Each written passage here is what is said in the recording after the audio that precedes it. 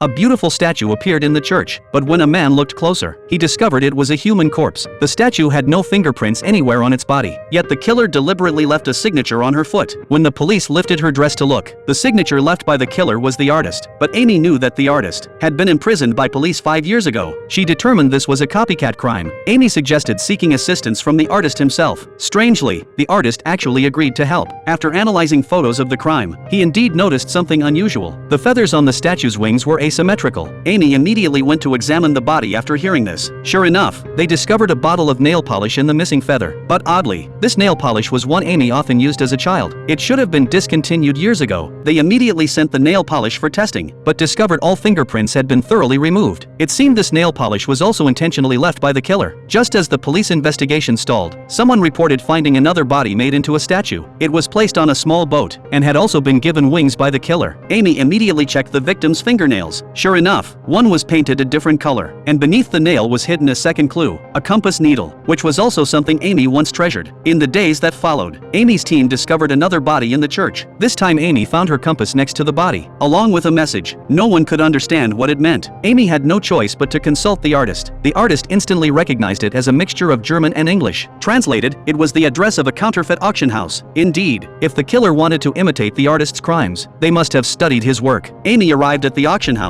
and found a painting imitating the artist's work. After a thorough scan of the painting, the killer had indeed left a clue this time. He accidentally left a fingerprint while applying paint. The police immediately checked their records, but surprisingly, it belonged to a woman. Amy went to the woman's home. A pungent smell hit her as she entered. The woman who left the fingerprint had already become a mummified corpse, lying quietly on a table. Amy carefully examined the surroundings. She was shocked to realize this room was where the artist had researched preservatives, and the woman on the table was his mother. This cruel person had tested preservatives on his own mother. The counterfeit auction house and fingerprint were all false leads deliberately planted for the police. They had all been fooled. Amy angrily confronted the artist, but the artist showed no fear. He said if Amy married him, he would reveal the killer's true hiding place. Amy pretended to agree and obtained the address. Amy and the sheriff immediately rushed to the location, but when they entered, they found walls covered with Amy's personal photos. Could the murderer's next target be Amy? The sheriff immediately returned to the police car to request backup, but then Amy heard strange noises from beneath the floor. She went down to the basement and saw a woman tied up there. This meant the killer was actively committing a crime. Amy immediately pursued the shadowy figure, firing her weapon, until she cornered him. The truth was revealed. The killer was actually the sheriff. But strangely, the sheriff now spoke with the artist's voice telling her, "Marry me and I'll spare you." It turned out the artist had a supernatural ability. He could enter anyone's body and take their place. Amy panicked, not knowing how to deal with the possessed sheriff.